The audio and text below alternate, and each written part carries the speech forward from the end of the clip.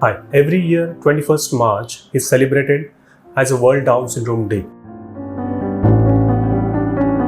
So what is Down syndrome? हमारे body के sales में 23 पेयर्स ऑफ क्रोमोसोम्स होते हैं, जिसमें से एक क्रोमोसोम मदर से आता है, एक फादर से आता है, और ऐसे दो पेयर बनके 23 पेयर्स ऑफ क्रोमोसोम्स बनते हैं। डाउन सिंड्रोम में 21st नंबर का जो क्रोमोसोम होता है, वहां पे 2 की जगह पे 3 क्रोमोसोम प्रेजेंट होते हैं। And for the same reason, 21st March is celebrated as a World Down Syndrome Day because the 21st day represents the 21st chromosome and third month is indicating the 3 pairs of chromosomes. So India में down syndrome का prevalence is 1 in 700 to 800 pregnancies है। इसका मतलब कि 700 से 800 pregnancies में से एक प्रेगनेंसी में या एक बच्चे में डाउन सिंड्रोम होने का चांस होता है।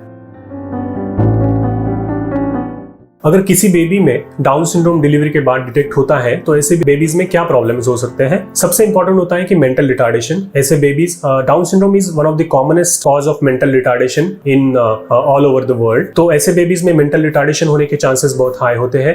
इसके साथ ही ऐसे बेबीज में थायराइड के प्रॉब्लम्स, बाउल्स के problems, specially the heart problems. तो almost 50% cases of down syndrome में some or the other type of congenital heart defect होने के चांसेस भी होते हैं।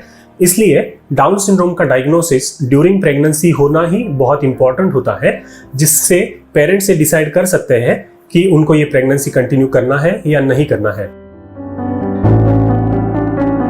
So with the help of good ultrasound and some specialized blood test, हम during pregnancy ही ये detect कर सकते हैं कि बेबी में डाउन सिंड्रोम है या नहीं है। उसके लिए सबसे इंपॉर्टेंट होता है एंटी स्कैन, जो एक टाइप ऑफ सोनोग्राफी होता है जो 11 to 14 वीक्स ऑफ प्रेगनेंसी में किया जाता है। उसमें हम ये चेक करते हैं कि बेबी के नेक के पीछे जो फ्लूइड लेवल होता है वो उसका लेवल कितना है। अगर वो एबनॉर्मली इंक्रीज्ड है तो वो इंडिकेट करता है कि बेबी में डाउन सिंड्रोम होने के चांसेस है। एंटी स्कैन के साथ ही डबल मार्कर नाम का एक ब्लड टेस्ट भी होता है, वो भी किया जाता है।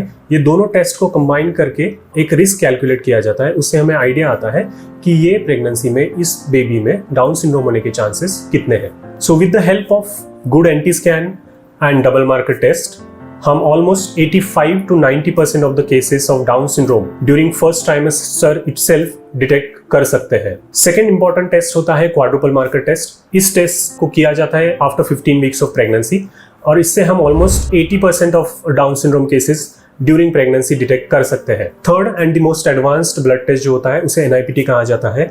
NIPT test 10 weeks of pregnancy के बाद कभी भी किया जा सकता है, और इस टेस्ट से हम almost 99.5% of the cases of down syndrome during pregnancy he detect कर सकते हैं। इसीलिए ये बहुत इंपॉर्टेंट होता है कि आपको डबल मार्कर, क्वाड्रुपल मार्कर या NIPT, ये तीनों में से कोई एक टेस्ट डेफिनेटली प्रेगनेंसी के दौरान करना चाहिए, जिससे हमें ये पता चल सकता है कि बेबी में डाउन सिंड्रोम होने के चांसेस कितने हैं।